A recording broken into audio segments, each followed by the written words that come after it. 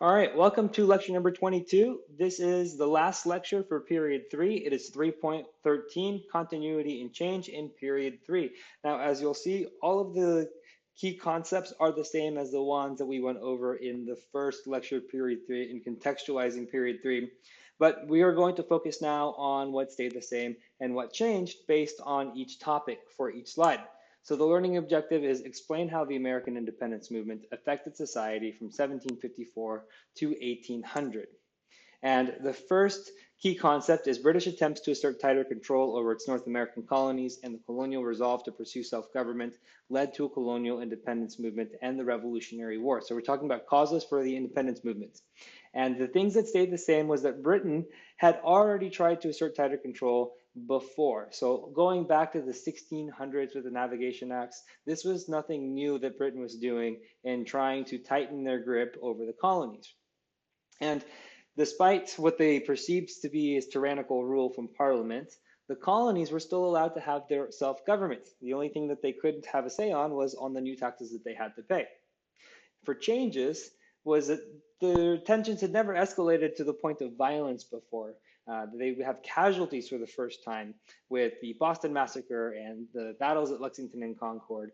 That had never happened before. And this escalates to the point that we declare independence in July of 1776.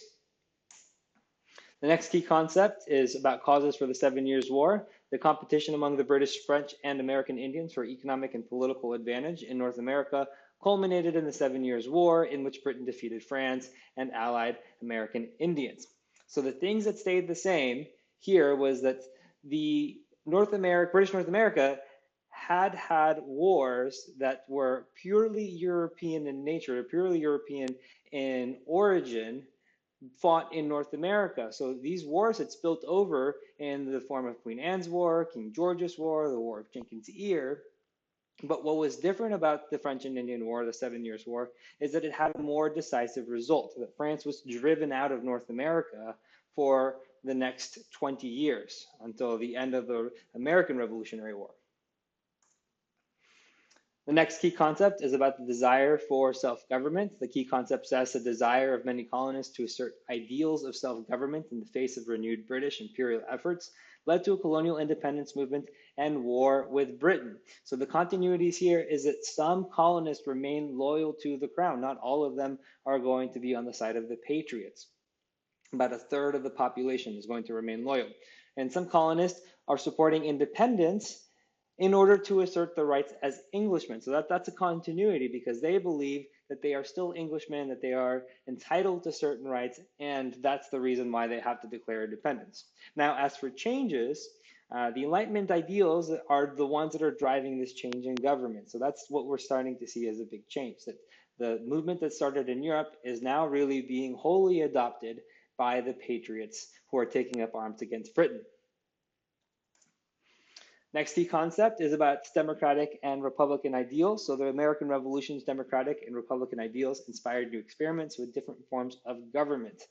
The continuities here are that the colonies had already had forms of self-government that was representative, and they are going to continue to employ those same types of governments into the period of the Articles of Confederation and into the period of the US Constitution.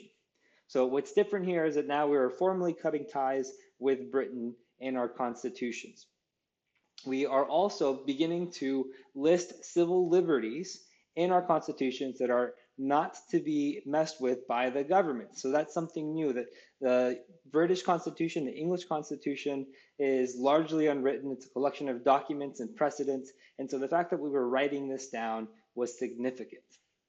And then finally, the form of government that we choose, being a republic, is also a big change. That had not been tried since the Roman era. And you can see that the state seal of Virginia here is giving homage to the Roman Republic, with Julius Caesar being stricken down.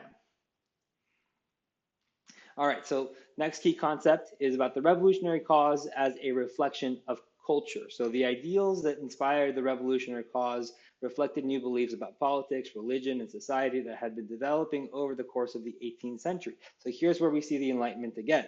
And the contents of common sense were wholly based on the Enlightenment. So why should an island across the sea regulate the price of tea? That was popular sovereignty, what Thomas Paine was writing about as an Enlightenment idea. And the ideas of natural rights that we see in the Declaration of Independence are not going to be extended to everyone in America. And so that's also continuity, because the legal status of women and enslaved people is going to be relatively similar for women, and definitely remains the same for enslaved people in the US Constitution. And then for changes is that the Enlightenment ideas are now being applied to fit each colonial or each state, rather, at this point. So they get to decide based on their own set of circumstances, their own habits and culture, what Enlightenment ideas they want to implement.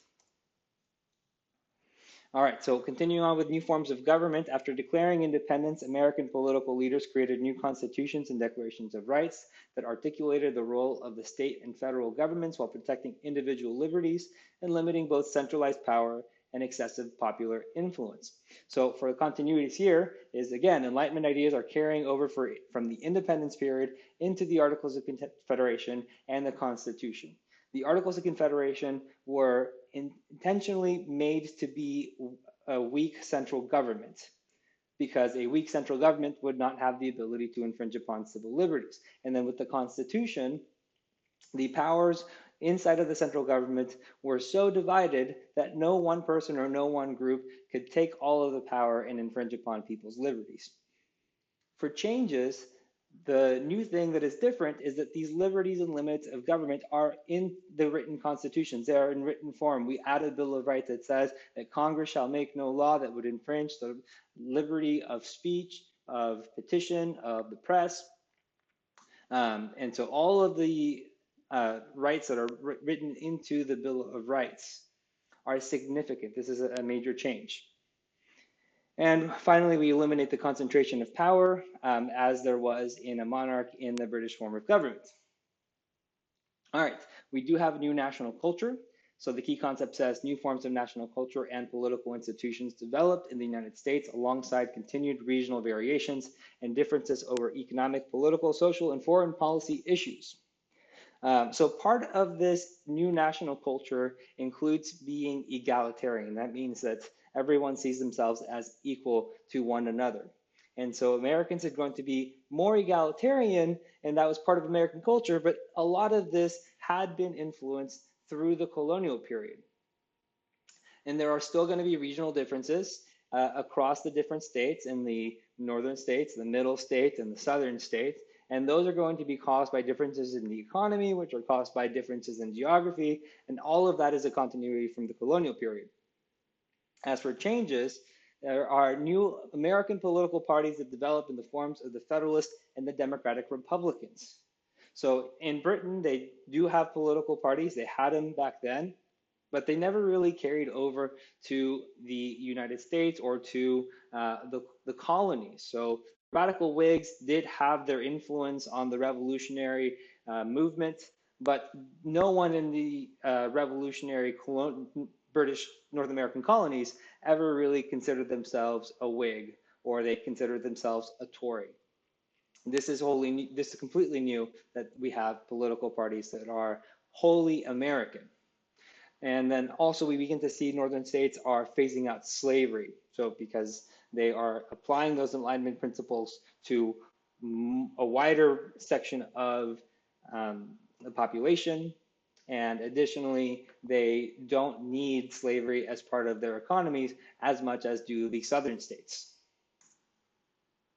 All right, so for disputes in North America, we have migration within North American competition over resources, boundaries, and trade, intensifying conflicts amongst peoples and nations. So this is going to refer to the conflicts between the white settlers when they're either part of the North American British colonies or part of the United States, and the different American Indian tribes in the Western regions.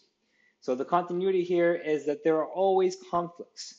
From Pontiac's Rebellion to the wars that were fought with the Western Confederacy in the Northwest Territory, there is always some sort of conflict because American Indians don't want to have their land taken away. They don't want to have to move to another part of the country. And so they will fight that encroachment.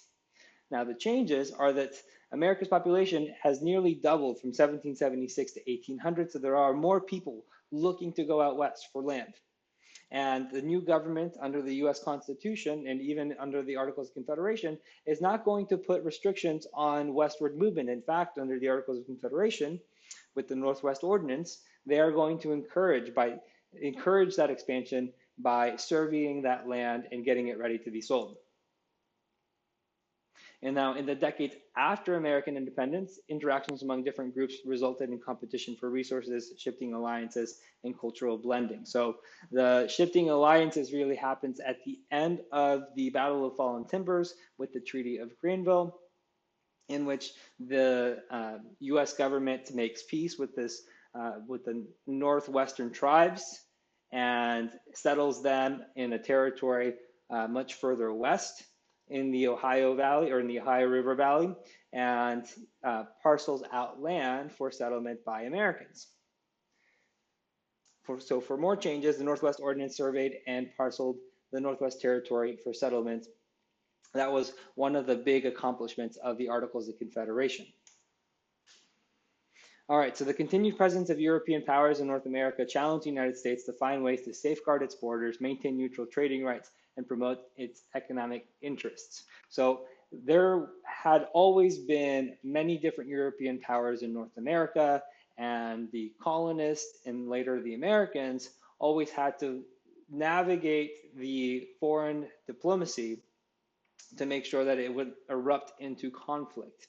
And so in Jay's Treaty in 1794 and in Pinckney's Treaty in 1795, those are just a pattern, a continued pattern of diplomacy between the United States and other European countries to be able to safeguard its borders, to maintain its trade.